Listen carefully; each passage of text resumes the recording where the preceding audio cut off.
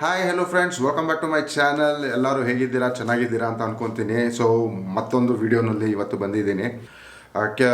ಹೊಸ ಹೊಸ ಯೂಟ್ಯೂಬರ್ಸ್ಗಳು ಅಥವಾ ಹೊಸ ಹೊಸ ಕಾಂಟೆಂಟ್ ಕ್ರಿಯೇಟ್ ಮಾಡೋರು ಬಹಳಷ್ಟು ಡೌಟ್ಗಳಿರತ್ತೆ. ಸೊ ನನಗೆ ಕೆಲವು ಮೇಲ್ಗಳು ಬಂದಿದೆ. ತುಂಬ ಏನಲ್ಲ, ಒಂದು 3-4 ಮೇಲ್ ಬಂದಿದೆ. 3-4 ಮೇಲ್ನಲ್ಲಿ 3-4 ಥರ ವಿಷಯಗಳನ್ನ ಕೇಳಿದ್ದಾರೆ. ಅದರಲ್ಲಿ ಒಂದು ತುಂಬ ಇಂಟ್ರೆಸ್ಟಿಂಗ್ ಅಂತ ಅನ್ನಿಸ್ತು ನನಗೆ. ಸೊ ಆ ಒಂದು ಟಾಪಿಕ್ನ ತಗೊಂಡು ನಾನು ನಿಮ್ಮ ಬಗ್ಗೆ ಇವತ್ತು ಮಾತಾಡೋಕ್ಕೆ ಇಷ್ಟಪಡ್ತೀನಿ.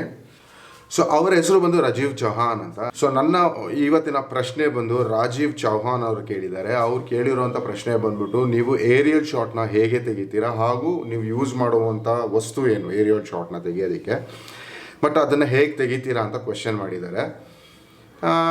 ವೆರಿ ಕ್ವೈಟ್ ಇಂಟ್ರೆಸ್ಟಿಂಗ್ ಅಂತ ನನಗೂ ಅನ್ನಿಸ್ತು. ಯಾಕಂದರೆ ಅದು ಹೇಗೆ ತೆಗಿತೀನಿ ಅಥವಾ ಹೇಗೆ ತೆಗಿಬಹುದು ಮತ್ತು ಏನೇನು ಫೀಚರ್ಸ್ಗಳು ಅದರಲ್ಲಿ ಇದೆ ಅನ್ನೋದನ್ನು ನಾನು ಇವತ್ತಿನ ವಿಡಿಯೋನಲ್ಲಿ ನಾನು ನಿಮಗೆ ತಿಳಿಸ್ಕೊಡ್ತೀನಿ. ಮೊದಲನೇದಾಗಿ, ನೀವು ನಮ್ಮ ಚಾನಲ್ನ ಸಬ್ಸ್ಕ್ರೈಬ್ ಮಾಡ್ಕೊಂಡಿಲ್ಲ ಅಂದರೆ ಸಬ್ಸ್ಕ್ರೈಬ್ ಮಾಡ್ಕೊಳ್ಳಿ. ಹಾಗೆ ಕಮೆಂಟ್ ಸೆಕ್ಷನಲ್ಲಿ ಏನಾದರೂ ಕಮೆಂಟ್ಸ್ಗಳು ಮಾಡೋದಕ್ಕೆ ಪ್ರಯತ್ನ ಮಾಡಿ. ಯಾಕಂದರೆ ನನಗೂ ಸ್ವಲ್ಪ ತಿದ್ಕೊಳ್ಳೋಕೆ ಈಸಿ ಆಗುತ್ತೆ. ಯಾಕಂದರೆ ನಾವು ಏನು ಪ್ರೊಫೆಷ್ನಲ್ ಅಥವಾ ಪ್ರೋ ಅಂತ ಏನಲ್ಲ, we are also beginners. So ಹಾಗೆಯೇ ಇವತ್ತಿನ ವಿಡಿಯೋನ ಸ್ಟಾರ್ಟ್ ಮಾಡೋದಕ್ಕಿಂತ ಮುಂಚೆ ನನ್ನ ಹತ್ರ ಏನೇನಿದೆ ಅನ್ನೋದನ್ನು ನಾನು ತೋರಿಸ್ಬಿಡ್ತೀನಿ ನಿಮಗೆ. ಸೊ ನಾನು ಯೂಶಲಿ ಏರಿಯಲ್ ಶಾಟ್ನ ನಾನು DJI ಅನ್ನೋ ಬ್ರ್ಯಾಂಡಿನ ಒಂದು ಡ್ರೋನ್ ಯೂಸ್ ಮಾಡ್ತೀನಿ. ಅದರಲ್ಲಿ ಮಾಡೆಲ್ ಬಂದು ಸ್ಪಾರ್ಕ್ ಅಂತ. ಸೊ ಅಪ್ರಾಕ್ಸಿಮೇಟ್ಲಿ ನಾನು ಇದನ್ನು ಒಂದು 2.5 years ಬ್ಯಾಕ್ನ ಪರ್ಚೇಸ್ ಮಾಡಿದ್ದೆ. ಆಗ ನಾನು ಪರ್ಚೇಸ್ ಮಾಡಿದಾಗ ಅದು ಇಂಡಿಯಾನಲ್ಲಿ ಲೀಗಲ್ ಆಗಿ ಯಾರೂ ಸೇಲ್ ಮಾಡ್ತಾ ಇರಲಿಲ್ಲ. ಸೊ ನಾನು ಗ್ರೇ ಮಾರ್ಕೆಟಲ್ಲಿ ಪರ್ಚೇಸ್ ಮಾಡಿದ್ದು.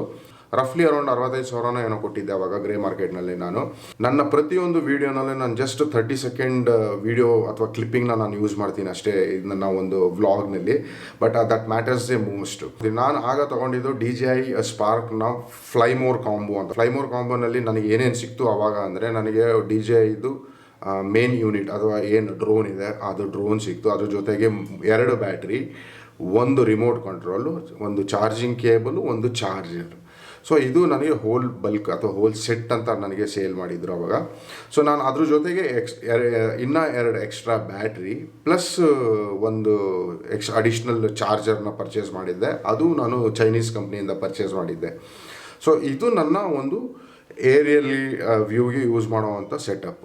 ಏರಿಯಲ್ ಶಾಟ್ನ ತಗೊಳ್ಳೋದಕ್ಕೆ ನಾನು ಯೂಸ್ ಮಾಡುವಂಥ ಪ್ರಾಡಕ್ಟ್ ಬಗ್ಗೆ ನಾನು ನಿಮಗೆ ತಿಳಿಸ್ಕೊಟ್ಟಿದ್ದೀನಿ. ಬಟ್ ಈಗ ನಾನು ಏರಿಯಲ್ ಶಾಟ್ನ ಹೇಗೆ ತಗೊಳ್ತೀನಿ ಅನ್ನೋದನ್ನು ನಾನು ಪ್ರಾಕ್ಟಿಕಲಾಗೆ ತೋರಿಸ್ಕೊಡೋದಕ್ಕೆ ಇಷ್ಟಪಡ್ತೀನಿ. ಬಟ್ ಅದನ್ನು ತೋರಿಸ್ಕೊಡೋದಕ್ಕಿಂತ ಮುಂಚೆ ನಾವು ಇಲ್ಲಿಂದ ಟೆರೇಸ್ಗೆ ಹೋಗಬೇಕಾಗತ್ತೆ.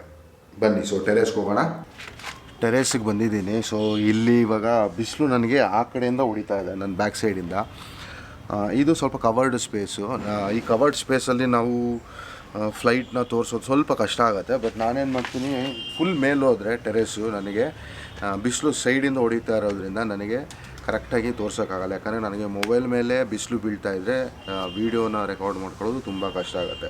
ಓಕೆ, ನಾನು ಈಗ ನಿಮಗೆ ಮೊಬೈಲ್ನಲ್ಲಿ ಹೇಗೆ ಶಾರ್ಟ್ನ ತೋರಿಸ್ಬೇಕು ಅಂತ ಡಿಸೈಡ್ ಮಾಡ್ತಾಯಿದ್ದೆ. ಫೈನಲಿ ಒಂದು ಸೊಲ್ಯೂಷನ್ ಸಿಕ್ತು. ಆ ಸೊಲ್ಯೂಷನ್ ವರ್ಕ್ ಆಗುತ್ತೋ ಇಲ್ಲೋ ಗೊತ್ತಿಲ್ಲ, ವೀಡಿಯೋ ರೆಕಾರ್ಡ್ ಆದಮೇಲೆ ಗೊತ್ತಾಗುತ್ತೆ. ಸೊ ಸದ್ಯಕ್ಕೆ ನೋಡ್ಬೋದು ನನ್ನ ಒಂದು ಸೆಟಪ್ ನಾನು ಹೇಗೆ ಮಾಡಿದ್ದೀನಿ ಅಂತ. ನನ್ನ mirrorless camera with the tripod ಇದೆ ಇಲ್ಲಿ, ಹಾಗೂ ನನ್ನ ರಿಮೋಟ್ ಕಂಟ್ರೋಲು.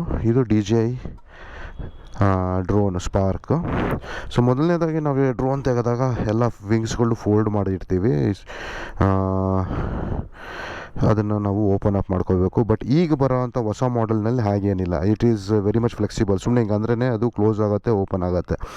ಸೊ ಮೊದಲು ಈ ಥರ ಇರಲಿಲ್ಲ. ಯಾಕಂದರೆ ನಾನು ಹೇಳ್ದಂಗೆ ಮೊದಲೇ ಇದು 2.5 years ಓಲ್ಡ್ ಮಾಡಲು. ಎವ್ರಿ 3 monthsಗೂ 6 monthsಗೂ ಹೊಸ ಮಾಡೆಲ್ಗಳು ಬರ್ತಾನೆ ಇರ್ತವೆ DJI ಅವರಿಂದ. ನಮ್ಮ ನೆಕ್ಸ್ಟ್ ಕೆಲಸ ಏನಂದರೆ, ಮೊಬೈಲ್ನ ನಾವು ರಿಮೋಟಿಗೆ ಕನೆಕ್ಟ್ ಮಾಡ್ಕೋಬೇಕು ಫಸ್ಟು. ಸೊ ಅದನ್ನು ಮಾಡೋದಕ್ಕಿಂತ ಮುಂಚೆ ಮೊಬೈಲ್ನ ನಾವು ಕರೆಕ್ಟಾಗಿ ಸ್ಟೇಬಲಾಗಿ ಹಾಕೋಬೇಕು. ಸೊ ಮೊಬೈಲ್ ಆನ್ ಆಯಿತು. ನೆಕ್ಸ್ಟು ನಾವು ರಿಮೋಟ್ನ ಆನ್ ಮಾಡಿ DJI ಸ್ಪಾರ್ಕ್ದು ಬ್ಯಾಟ್ರಿನ ಆನ್ ಮಾಡಬೇಕು. ಸೊ ನೋಡ್ಬೋದು, ನಮ್ಮ ಬ್ಯಾಟ್ರಿನಲ್ಲಿ 4 LED ಲೈಟ್ಗಳು ಉರಿತಾ ಇದೆ. So that means to say that it's fully charged. So usually ಇದರಲ್ಲಿ DJI ಸ್ಪಾರ್ಕ್ ಬ್ಯಾಟ್ರಿನಲ್ಲಿ ಏನಂದರೆ 70%ವರೆಗೂ ನಾನು ಯೂಸೇಜ್ ಮಾಡ್ಬೋದು. ಇನ್ನು 30% ರಿಟರ್ನ್ ಟು ಹೋಮ್ ಅನ್ನೋ ಆಪ್ಷನ್ನ ಕೊಡ್ತಾರೆ. ಅದೇನು ರಿಟರ್ನ್ ಟು ಹೋಮ್ ಆಪ್ಷನ್ ಅಂದರೆ, ಅದು ಇಷ್ಟು ಕಿಲೋಮೀಟ್ರ್ ಮ್ಯಾಕ್ಸ್ ಡಿಸ್ಟೆನ್ಸ್ ಇರುತ್ತಲ್ಲ, ಅಲ್ಲಿಂದ ಮನೆಗೆ ವಾಪಸ್ಸು ಬರೋದಕ್ಕೆ ಅದಕ್ಕೆ 30% ಬ್ಯಾಟ್ರಿ ಬೇಕು. ಸೊ ಅದಕ್ಕೋಸ್ಕರ 30%ನ ರಿಸರ್ವ್ ಮಾಡಿರ್ತಾರೆ. ಇನ್ನು 70% ನಾನು ಫ್ಲೈಟ್ ಟೈಮಲ್ಲಿ ಯೂಸ್ ಮಾಡ್ಬೋದು. ಸೊ ಒಂದು ಬ್ಯಾಟ್ರಿ ನನಗೆ ಆಲ್ಮೋಸ್ಟ್ 10 ಮಿನಿಟ್ಸ್ ಫ್ಲೈಟ್ ಟೈಮ್ ಕೊಡುತ್ತೆ.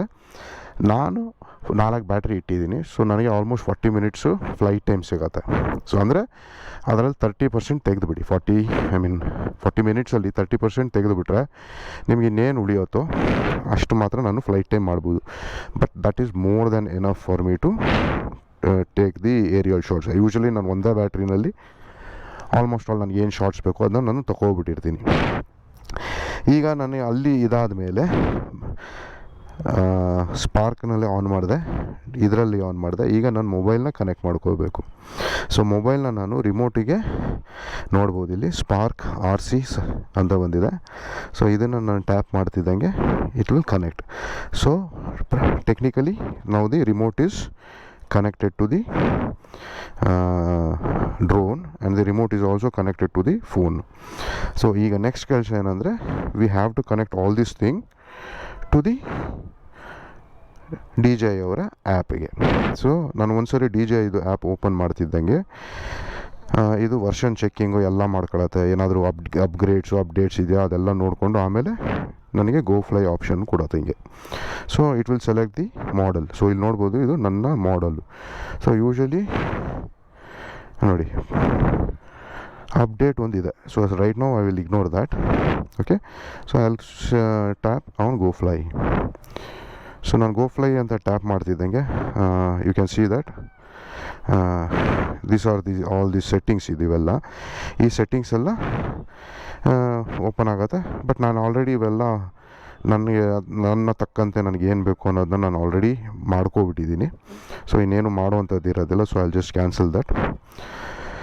ಸೊ ಗಿಂಬಲ್ ಮೋಟರ್ ಓವರ್ಲೋಡೆಡ್ ಅಂತ ತೋರಿಸ್ತದೆ. ಯಾಕೆ ಅಂದರೆ ನಾನು ಗಿಂಬಲ್ಗೆ ಕವರ್ ಹಾಕಿದ್ದೀನಿ.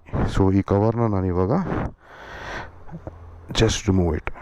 ಸೊ ಈಗ ನೋಡಿ, ಈಗ no positioning alt. So it will position itself, no problem, ಏನು ತೊಂದರೆ ಏನಿಲ್ಲ. ಸೊ ಡ್ರೋನ್ನ ನನ್ನಲ್ಲಿ ಇಟ್ಬಿಟ್ಟ ಮೇಲೆ ಸೊ ನನಗಿದು ಆರಿಸೋದಕ್ಕೆ 2 ಥರ ಆಪ್ಷನ್ ಬರುತ್ತೆ ನೋಡಿ. Ready to go GPS. So everything is set, green colour ಬಂತು. ಸೊ GPS ಕನೆಕ್ಟ್ ಆಗಿದೆ, ಸಿಗ್ನಲ್ ಸ್ಟ್ರೆಂತು ತುಂಬ ಚೆನ್ನಾಗಿದೆ. You can see that. And 93% battery ಇದೆ. ಸೊ ಮ್ಯಾಪ್ ನನಗೆ ಇಲ್ಲಿ ತೋರಿಸ್ತಾ ಇರುತ್ತೆ. ಬೇಕಾದ್ರೆ ನಾನು ಮ್ಯಾಪ್ನು ದೊಡ್ಡದು ಮಾಡ್ಕೊಂಡು ಇದನ್ನು ಕಮ್ಮಿ ಮಾಡ್ಕೋಬೋದು. ಸೊ ರಿಮೋಟಲ್ಲಿ ನೋಡ್ಬೋದು ಜಾಯ್ಸ್ಟಿಕ್ 2 ಕೊಡ್ತಾರೆ. ಸೊ ಒಂದು ಮೇಲೆ, ಒಂದು ಕೆಳಗೆ ಹೋಗೋದಕ್ಕೆ, ಇನ್ನೊಂದು ಸೈಡ್ಗೆ ಹೋಗೋದಕ್ಕೆ. ಸೊ ಸೈಡ್ ಪ್ಯಾನಿಂಗು ಮೇಲೆ ಕೆಳಗೆ, ಆಮೇಲೆ ಇನ್ನೊಂದು ಮುಂದೆ ಹಿಂದೆ ಹೋಗೋದಕ್ಕೆ, ಆಮೇಲೆ ಇನ್ನೊಂದು ನಿಂತಿ ಜಾಗದಲ್ಲೇ ಪ್ಯಾನ್ ಮಾಡೋದಕ್ಕೂ ಕೊಡ್ತಾರೆ. ಸೊ ಇಲ್ಲಿ ಫಂಕ್ಷನ್ಸ್ ಇದೆ, ಸ್ವಿಚ್ ಆನ್ ಆಫ್ ಇಲ್ಲಿ ನೋಡಿದಿರಾ. ಸೊ ಹಿಂದ್ಗಡೆ ನನಗೆ ರೆಕಾರ್ಡ್ ಬಟನ್ ಇದೆ, ಇಲ್ಲಿ ವಿಡಿಯೋ ರೆಕಾರ್ಡಿಂಗ್, ಇದು ಸ್ಟಿಲ್ ಫೋಟೋಸ್ ತಗೊಳ್ಳೋದಂಗಿದ್ರೆ ಇದು. ಸೊ ನಾನು ಗಿಂಬಲ್ನ ಮೂವ್ಮೆಂಟು ಇಲ್ಲಿ ಮಾಡ್ಬೋದು. ಸೊ ನಿಮ್ಗೆ ಅಲ್ಲಿ ಕಾಣಿಸ್ತಾ ಇಲ್ಲ ಅನ್ಕೊತೀನಿ ನೋಡಿ, ಇಲ್ಲೇ ತೆಗೆದುಬಿಟ್ಟು ತೋರಿಸಿ ನೋಡಿ. ನಾನು ಇವಾಗ ಗಿಂಬಲ್ಲು ಕ್ಯಾಮ್ರಾ, ಸೊ ನಾನು ಇಲ್ಲಿ ತಿರುಗಿಸಿದ್ರೆ ಅಲ್ಲಿ ಗಿಂಬಲ್ಲು ರೊಟೇಟ್ ಆಗುತ್ತೆ. ಕಾಣಿಸ್ತಾ ಇದೆಯಾ ನೋಡಿ, ನಾನು ತಿರುಗಿಸಿದ್ರೆ ಗಿಂಬಲ್ಲು ಮೇಲೆ ಕೆಳಗೆ ಹೋಗುತ್ತೆ. ಸೊ ನಾನು ಇದನ್ನು ಸ್ಲೋಯೆಸ್ಟ್ ಪೊಸಿಷನ್ನಲ್ಲಿ ಇಟ್ಕೊಂಡಿದ್ದೀನಿ. ಯಾಕಂದರೆ ನಮಗೆ ಸಿನಿಮ್ಯಾಟಿಕ್ ಶಾರ್ಟ್ಸ್ ಬೇಕಿರೋದ್ರಿಂದ ಜೋರಾಗಿ ಗಿಂಬಲ್ ಮೂವ್ಮೆಂಟ್ ಅಥವಾ ಕ್ಯಾಮ್ರಾ ಮೂವ್ಮೆಂಟ್ನ ಮಾಡಿದೆ ಅಂದರೆ ಅಂಥ ಒಳ್ಳೆ ಸಿನಿಮ್ಯಾಟಿಕ್ ಶಾರ್ಟ್ಸ್ಗಳು ಸಿಗೋದಿಲ್ಲ. ಓಕೆ, ಸೊ ಇದರಲ್ಲಿ ಈಗ ನಾನು ಫ್ಲೈಟ್ನ ತೋರಿಸ್ತೀನಿ ಹೇಗೆ ಅಂತ. I will just show you. ಮೇಲೆ ಕೆಳಗೆ ಹೋಗೋದು, ಸೈಡ್ ಹೋಗೋದು, ಪ್ಯಾನಿಂಗ್ ಮಾಡೋದು ತೋರಿಸ್ತೀನಿ. ನನಗೆ ಈ ಟೋಟಲಾಗಿ ನನಗೆ ಈ ಡ್ರೋನ್ ತುಂಬಾ ಇಷ್ಟ ಆಯಿತು. ಬಟ್ ಒಂದೇ ಒಂದು ಇಷ್ಟ ಆಗದೆ ಇರೋದೇನೆಂದರೆ this drone is having only 2 axis ಗಿಂಬಲ್ನಲ್ಲಿ. 3rd ಆ್ಯಕ್ಸಿಸ್ ಇದ್ದಿದ್ರೆ ತುಂಬ ಚೆನ್ನಾಗಿರೋದು. ಯೂಶ್ವಲಿ ನೋಡಿರ್ಬೋದು, ನಾನು ಪ್ರತಿಯೊಂದು ಫ್ಲೈಟ್ ಮಾಡಿದಾಗ ನಾನು ಪ್ಯಾನಿಂಗ್ ಮಾಡ್ತೀನಿ. ಅಂದರೆ ರೈಟಿಂದ ಲೆಫ್ಟಿಗೆ ಅಥವಾ ಲೆಫ್ಟಿಂದ ರೈಟಿಗೆ ತಗೊಂಡಾಗ ಅದು ಒಂದು ಸ್ವಲ್ಪ ಗ್ಲಿಚ್ ಬರುತ್ತೆ, ನಿಂತು ಹೋಗುತ್ತೆ. ಅದೇನಕ್ಕೆ ಅಂದರೆ because I don't have the 3rd axis. If 3rd axis ಇದ್ಬಿಟ್ಟಿದ್ದರೆ then the shots will look very crispy, clear and very smooth ಇರುತ್ತೆ. ಬಟ್ ನಾನು ಆವಾಗ ತೊಗೋಬೇಕಾದ್ರೆ ಆ ಥರ ಏನೂ ಇರಲಿಲ್ಲ ಫೀಚರು. ಸೊ ಈಗ ನಾನು ತೊಗೊಂಡಿರೋ, ಈಗ ಬರ್ತಾ ಇರೋಂಥ ಡ್ರೋನ್ಗಳು ಆಲ್ಮೋಸ್ಟ್ ಆಲ್ 250 ಗ್ರಾಮ್ಸ್ ಒಳಗಡೆ ಬರುವಂಥ ಡ್ರೋನ್ಸ್ಗಳೆಲ್ಲ ನಿಮಗೆ ಥರ್ಡ್ ಆ್ಯಕ್ಸಿಸು ಸಿಗುತ್ತೆ, ಆಮೇಲೆ ಇನ್ನೂ ಒಳ್ಳೆ ಫೀಚರ್ ಸಿಗುತ್ತೆ. ಆಮೇಲೆ ಕ್ಯಾಮ್ರಾ ರೆಸೊಲ್ಯೂಷನ್ಸ್ಗಳು ಚೇಂಜ್ ಆಗಿದೆ, ಸುಮಾರು ಚೇಂಜಸ್ಗಳಾಗಿದೆ. ಹೇಳ್ದಲ್ಲ, ನಾನು ಮೊದಲೇ ಹೇಳ್ದಂಗೆ ಎವ್ರಿ 3 months ಒಂದ್ಸರಿ ಅವರು ಅಪ್ಡೇಟ್ ಮಾಡ್ತಾನೆ ಇರ್ತಾರೆ, ಹೊಸ ಡ್ರೋನ್ಸ್ಗಳು ಬಿಡ್ತಾನೆ ಇರ್ತಾರೆ. ಬಟ್ ಒಂದು ಸ್ವಲ್ಪ ಚೇಂಜಸ್ ಮಾಡ್ತಾ ಇರ್ತಾರೆ ಅಷ್ಟೇ ಅದರಲ್ಲಿ. So never the less we will start. So ಈಗ ನಾವು ಇದರಲ್ಲಿ ನೋಡ್ತಾ ಇದ್ದೀರ ರಿಮೋಟಲ್ಲಿ. ಸೊ ನನಗೆ ಲೆಫ್ಟ್ ಸೈಡಲ್ಲಿ ನೀವು ನೋಡ್ದಂಗೆ ಇಲ್ಲೊಂದು ಆ್ಯರೋ ಇದೆ ಅಪ್ಪು. ಸೊ ಅದನ್ನು ನಾನು ಹಿಂಗೆ ಪ್ರೆಸ್ ಮಾಡಿದ್ರೆ, ಇದನ್ನು ನಾನು ಸ್ಲೈಡ್ ಮಾಡಿದ್ರೆ ಆಟೋಮೆಟಿಕ್ಕಾಗಿ ಡ್ರೋನ್ ಸ್ಟಾರ್ಟ್ ಆಗಿ ಮೇಲಿಗೆ ಬರುತ್ತೆ. ಸೊ ಯೂಶ್ವಲಿ ನಾನು ಹೇಗೆ ಫ್ಲೈ ಮಾಡ್ತೀನಿ ಅಂದರೆ, ಫಸ್ಟು ನಾನು ರೆಕಾರ್ಡ್ ಬಟನನ್ನು ಒತ್ಕೊಬಿಡ್ತೀನಿ. ಯಾಕಂದರೆ ಯೂಶ್ವಲಿ ಯಾವಾಗಲೂ ಮರ್ತೋಗ್ಬಿಡ್ತೀನಿ, ಎಲ್ಲ ಫ್ಲೈಟ್ ಮಾಡಿಬಿಟ್ಟಿರ್ತೀನಿ, ಆಮೇಲೆ ರೆಕಾರ್ಡ್ ಬಟನ್ ಒತ್ತೇ ಇರೋದಿಲ್ಲ. ಸೊ ನಾನು ಯೂಶ್ವಲಿ ಇದನ್ನು ನಾನು ಆನ್ ಮಾಡಿ ಫ್ಲೈಟ್ನ ತೊಗೊಳೋದಿಲ್ಲ. ನಾನೇನು ಮಾಡ್ತೀನಿ, ಎರಡು ಏನು ಜಾಯ್ಸ್ಟಿಕ್ ಇದೆಯಲ್ಲ, ಈ ಜಾಯ್ಸ್ಟಿಕ್ನ ಎರಡು ಹತ್ತಿರಕ್ಕೆ ಕೆಳಗಡೆ ತೊಗೊಂಬರ್ತೀನಿ. ಹಿಂಗೆ ನೋಡಿ, ಹಿಂಗೆ ಹಂಗೆ ತೊಗೊಂಬರ್ತಿದ್ದಂಗೆ ಸ್ಟಾರ್ಟ್ ಆಗೋಗುತ್ತೆ ಡೈರೆಕ್ಟಾಗಿ. ಸೊ ಆಮೇಲೆ ಏನು ಮಾಡ್ತೀನಿ, ಇದನ್ನು ಮೇಲೆಗೆ ಈ ಲೆಫ್ಟ್ ಸೈಡಲ್ಲಿರೋ ಜಾಯ್ಸ್ಟಿಕ್ನ ಮೇಲೆ ತೊಗೊಂಡೋದ್ರೆ ಓಕೆ ನೋಡ್ತಿದ್ದೀರಲ್ಲ. ಸೊ ಏನಕ್ಕೆ ಅಂದರೆ, ಇದರಲ್ಲಿ ಬ್ಯಾಕ್ ಸೈಡ್ ಒಂದು, ಆಮೇಲೆ ಫ್ರಂಟು ಮತ್ತು ಡೌನಲ್ಲಿ ಸೆನ್ಸರ್ ಇರುತ್ತೆ ನೋಡಿ. ಹೀಗೆ ಏನಾದ್ರು ಅಬ್ಸ್ಟ್ರಕ್ಷನ್ ಬಂತು ಅಂದರೆ ನೋಡಿ, ಈ ಥರ ಬೀಪ್ ಆಗುತ್ತೆ, ಯಾಕಂದರೆ ಏನೋ ಒಂದು ಅಬ್ಸ್ಟ್ರಾಕ್ಟ್ ಆಗ್ತಾ ಇದೆ ಅಂತ. ಈಗ ನಾನು ತಗೊಂಡಾಗ ಬರೀ ಮೇಲೆ, ಫ್ರಂಟು ಡೌನ್ ಮಾತ್ರ ಸೆನ್ಸರ್ ಇತ್ತು. ಬಟ್ ಈಗ ಬರ್ತಾ ಇರೋ ಡ್ರೋನ್ಗಳನ್ನೆಲ್ಲ ನಿಮಗೆ front, back, down, side, Appu ಎಲ್ಲ ಕಡೆನೂ ಸೆನ್ಸರ್ಗಳು ಕೊಡ್ತಾರೆ. ಏನಾದ್ರು ಅಬ್ಸ್ಟ್ರಕ್ಷನ್ ಬಂತು ಅಂದರೆ ಹಿಂಗೆ ಬೀಪ್ ಆಗುತ್ತೆ. ಸೊ ನಾನು ಇದನ್ನು ಸೈಡಿಗೆ ಮಾಡ್ಕೊಬಿಡ್ತೀನಿ, ಅಬ್ಸ್ಟ್ರಕ್ಷನ್ ಬೇಡ. ಸೊ ನೋಡಿದ್ರಲ್ಲ, ಇದು ಹೀಗೆ ಏನು ಅಂದರೆ, ಮೇಲ್ಗಡೆ ಕಳಿಸೋದಕ್ಕೆ ಇದು, ಕೆಳಗಡೆ ಕರ್ಕೊಂಬರೋದಕ್ಕೆ ಇದು, ಆಯಿತಾ. ಸೊ ಸೈಡ್ಗೆ ಹೋಗ್ಬೇಕಂದ್ರೆ ಹೀಗೆ, ಈಗ ರೈಟ್ ಸೈಡ್ ಹೋಗ್ಬೇಕಂದ್ರೆ ಹೀಗೆ, ಆಯಿತಾ. ಸೊ ಇದು ಬ್ಯಾಕ್ ಸೈಡು, ಇದು ಫ್ರಂಟ್ ಸೈಡು, ಕೆಳಗೆ ಮೇಲೆ ಸೈಡು, ಇದು ಪ್ಯಾನಿಂಗು ನೋಡಿ, ಹಿಂಗೆ ಇದು ಪ್ಯಾನ್ ಆಗುತ್ತೆ.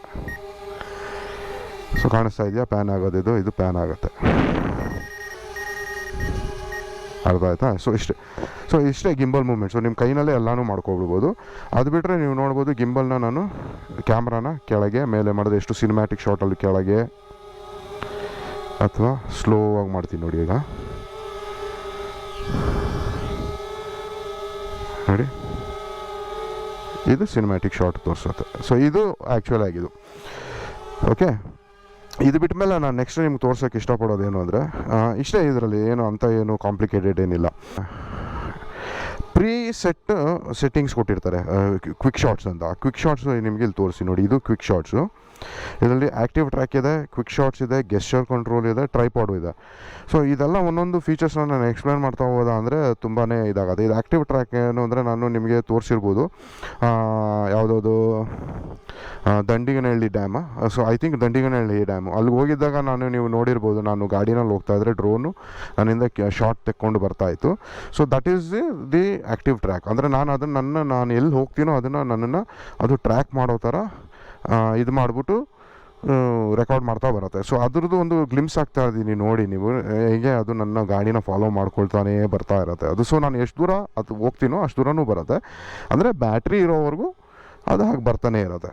ಸೊ ಇದು ಆ್ಯಕ್ಟಿವ್ ಟ್ರ್ಯಾಕು. ಇದು ಗೆಸ್ಚರ್ ಕಂಟ್ರೋಲ್ ಅಂದರೆ, ನಾನು ಕೈನಲ್ಲೇ ಅದನ್ನು ಸ್ಟಾಪು, ಮುಂದಕ್ಕೆ ಬಾ, ಹಿಂದಕ್ಕೆ ಬಾ, ಅದನ್ನೆಲ್ಲ ನಾನು ಕೈನಲ್ಲೇ ಕಂಟ್ರೋಲ್ ಮಾಡ್ಬೋದು.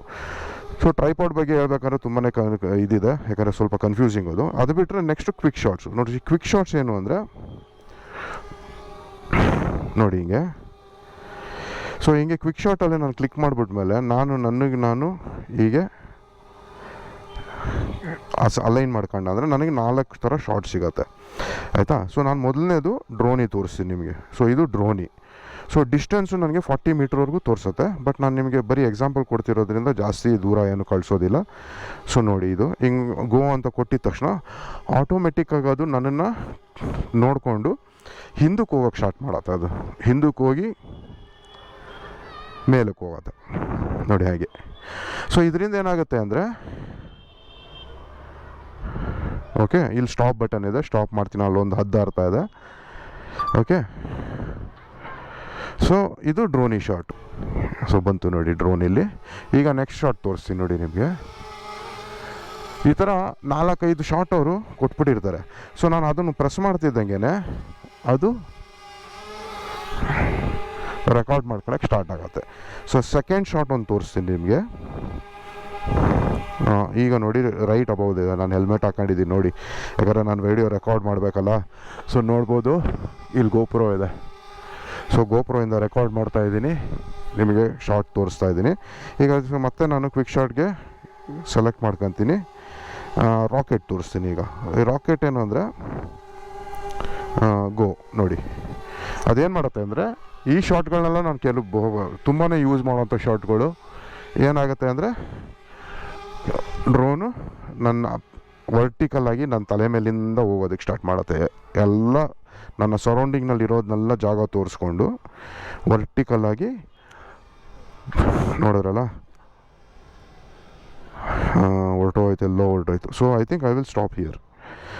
ಸೊ ನಾನು just I am explaining you how this works ಅಂತ. ಸೊ ಇದು ಎರಡನೇ ಶಾಟು. ಸೊ ಇದು ಬಿಟ್ಟ ಮೇಲೆ ನನಗೆ ನಿಮಗೆ ಇನ್ನು ಮೂರನೇ ಶಾಟ್ ಇದೆ, ನಾಲ್ಕನೇ ಶಾಟ್ ಇದೆ. ಓಕೆ ಫ್ರೆಂಡ್ಸ್, ಈಗ ನೋಡಿದ್ರಲ್ಲ ಕ್ವಿಕ್ ಶಾಟ್ಸ್ನಲ್ಲಿ ನಾನು ಎರಡು ಥರ ಕ್ವಿಕ್ ಶಾಟ್ಸ್ನ ತೋರಿಸ್ಕೊಟ್ಟೆ. ಈಗ ಮೂರನೇದಿದೆ, ನಾಲ್ಕನೇದಿದೆ. ಮೂರನೇದು ಬಂದು ನಿಮಗೆ ಸರ್ಕಲ್ ಅಂತ, ನಾಲ್ಕನೇದು ಬಂದು ಹೆಲಿಕ್ಸ್ ಅಂತ.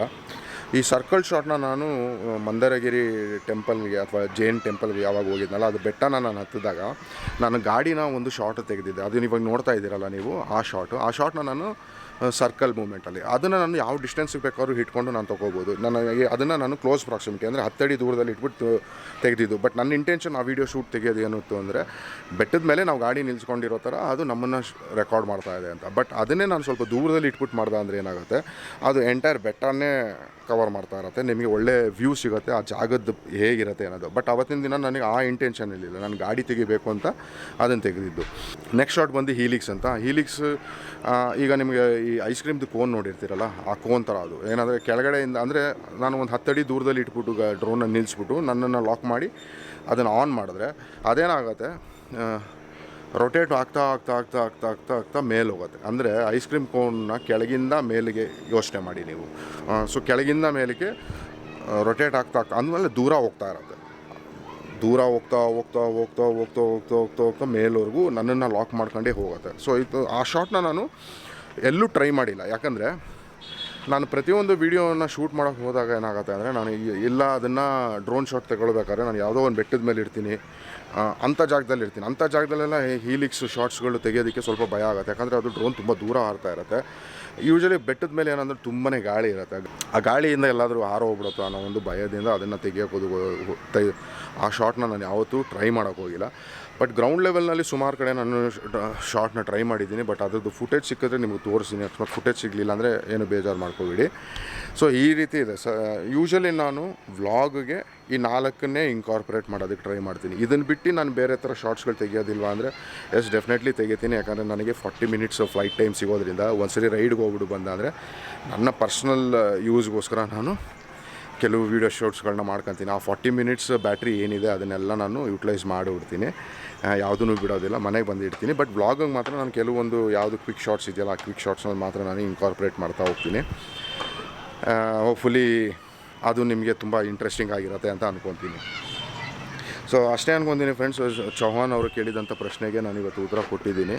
ಏನು ಅಂದರೆ ಅವ್ರು ಕೇಳಿದ ಪ್ರಶ್ನೆ ಬಂದಿದ್ರು, ನಾನು ಏರಿಯಲ್ ಶಾಟ್ ಹೇಗೆ ತೊಗೊಳ್ತೀನಿ ಅಂತ. ಸೊ ಏರಿಯಲ್ ಶಾಟ್ ನಾನು ಹೇಗೆ ತಗೊಳ್ತಾ ಇದ್ದೀನಿ ಅನ್ನೋದು ನಾನು ತೋರಿಸ್ಕೊಟ್ಟೆ. ಆ್ಯಪ್ನಲ್ಲಿ ಹೇಗೆ ಯೂಸ್ ಮಾಡ್ಬೋದು ಅನ್ನೋದು ತೋರಿಸ್ಕೊಟ್ಟೆ. ಫ್ಲೈಟ್ ಹೇಗಿರುತ್ತೆ ಅನ್ನೋದನ್ನು ತೋರಿಸ್ಕೊಟ್ಟಿದ್ದೀನಿ. ಹೋಪ್ಫುಲಿ ನಿಮಗೆ ಈ ವಿಡಿಯೋ ಇಷ್ಟ ಆಗಿದೆ ಅಂತ ಅಂದ್ಕೊತೀನಿ. ಇಷ್ಟ ಆಗಿದ್ದರೆ ಲೈಕ್ ಮಾಡಿ, ಶೇರ್ ಮಾಡಿ, ಕಮೆಂಟ್ಸ್ ಮಾಡಿ, ಹಾಗೂ ಸಬ್ಸ್ಕ್ರೈಬ್ ಮಾಡ್ಕೊಳ್ಳಿ. That motivates a lot. And have a good day. Bye.